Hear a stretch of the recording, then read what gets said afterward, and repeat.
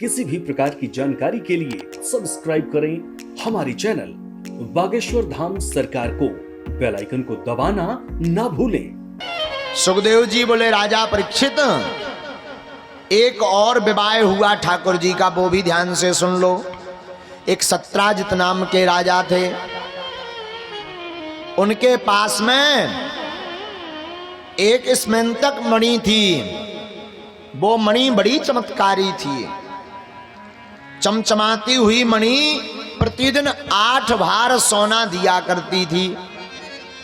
भगवान द्वारका के राजा बन गए तो भगवान ने खबर भेज दी, भैया एक काम करो, वो मणि तुम्हारे तो काम की है नहीं, हमें दे दो, हम उसका सदुपयोग करेंगे। राजा ने मना कर दिया। भगवान ने कुछ नहीं कहा। और एक दिन भगवान ने चौथ का चंद्रमा देख लिया, कलंक का चंद्रमा। और हुआ क्या, सत्राजित नाम के राजा के भाई का नाम था प्रसेन। एक दिन प्रसेन वह मणि गले में पहनकर घोड़ा पर आरूढ़ होकर के शिकार खेलने को गया। एक सिंह ने राजा के भाई को मार दिया। उसी समय एक रीछ आया। रीछ आया और उसका युद्ध सिंह से हुआ। सिंह का वध रीछ ने किया। जो मणि वहां पर पड़ी हुई थी उस रीछ ने ले जाकर के अपनी बेटी को दे दी। कई दिनों तक जब राजा का भाई वापस नहीं लौटा तो राजा को टेंशन हो गई। राजा ने एक दिन अपनी पत्नी से कहा, देवी लगता है हमारा भाई वापस नहीं लौटा, तो लगता है गोवर्धन गिरधारी श्री द्वारकाधीश ने हमारे भाई का वध करवा दिया मणि के लालच में। राजा ने ये कहा, बात जो जरूर कही, सुनो, लेकिन ये बात अभी किसी को मत बताना, क्योंकि जब तक प्रमाण ना मिल जाए, जब तक प्रमाण ना हो, तब तक किसी भी बात को बोलना नहीं चाहिए। असत्य बात बड़े व्यक्ति पर बहुत बड़ी भारी पड़ती है।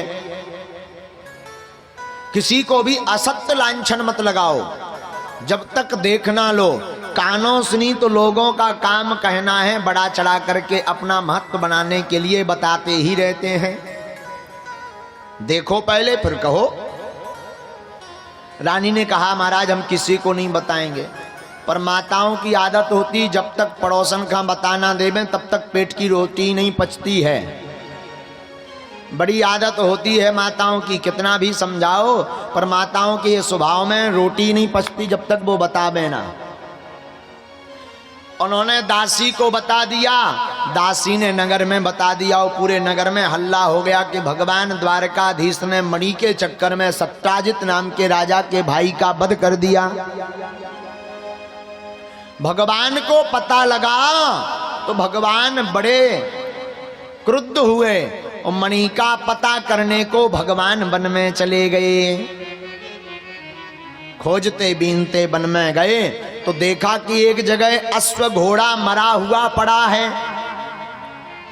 उसी के बगल से पदचिन्ह सिंह के बने थे और थोड़ी दूर तक गए तो सिंह मरा हुआ पड़ा। उसी के आगे पदचिन्ह देखा तो एक गुफा की तरफ जा रहे थे। भगवान उस गुफा में प्रविष्ट कर गए। अब वो गुफा और कोई नहीं, वो रीछ और कोई नहीं, रामादल राम अवतार के श्री जामवंत जी महाराज हैं। जामवंत जी थे नहीं, उनकी बेटी थी जिसका नाम था जामवती।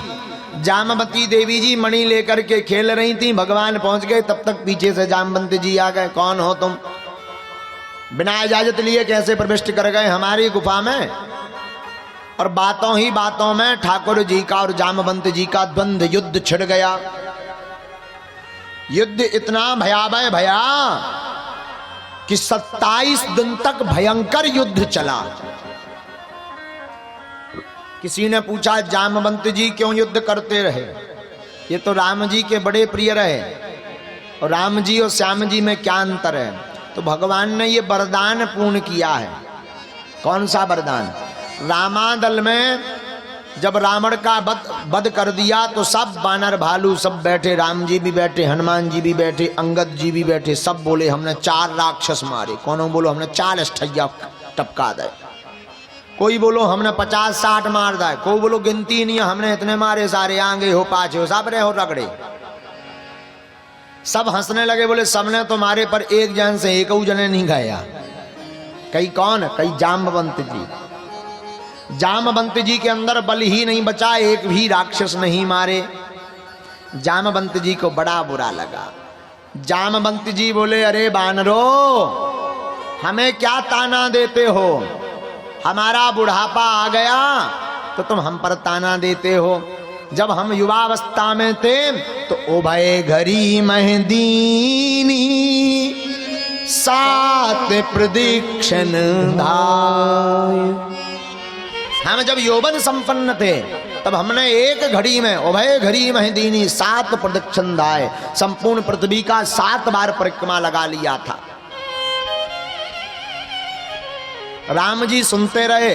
राम जी से जामवंत जी बोले बताओ महाराज, तुम्हारे सामू हमारी ऐसी हंसी हो रही, प्रभु भगवान के सामने भक्त की हंसी हो तो क्या जवाब दिया जावे? भगवान बोले हम अभी जवाब नहीं देंगे, चिंता मत करो, इनको मुंह तोड़ जवाब दिया जाएगा। जामवंत जी बोले कब? बोले अभी नहीं, जब द्वापर युग में हम कृष्ण अवतार लेकर के आवेंगे तब तुम हमसे 27 दिन रात तक लगातार युद्ध करोगे, तब इन्हें पता चलेगा कि अभी भी जामवंत जी इतने युग बीतने के बाद भी इतने बलवान हैं। इसलिए 27 दिन तक युद्ध किया। भगवान ने जामवंत जी की नस नस ढीली कर दी, सबरे बोल्ट खोल मारे दे घूक का। जामवंत जी समझ गए जे इतने दिन लड़ रहे ना, जे हार रहे ना हम हार रहे, सो हम भी बेई कहाए हो, जे भी बेई कहाए। और जौन नस हिसाब से जे मार रहे, जब प्रैक्टिस तो पूरी बेई जानते। कई को कई श्री राम राजा सरकार की हो, भगवान श्री राघव जी सरकार। फिर क्या था? बोले महाराज अब ना मारो, हम समझ गए तुमको आओ। भगवान बोले बताओ को आए? बोले सरकार तुम बेई आओ जी ने रावण का वध करो तो। लेकिन महाराज अब तो समझ तो गई है, अब आई कैसी भाई, जा कृपा कर दे जाए, जो नहीं बताओ तो क्या आबी का यहाँ, हम तो इंतजार यह कर रहे थे कि प्रभु कब आए, अब आई का यहाँ भाई जो बताओ। भगवान बोले ऐसी ऐसी बात है, पूरी कथा बताई। जामवंत जी बोले महाराज और तो सब ठीक है, एक प्रश्न है आपके चरणों में। बोले हाँ।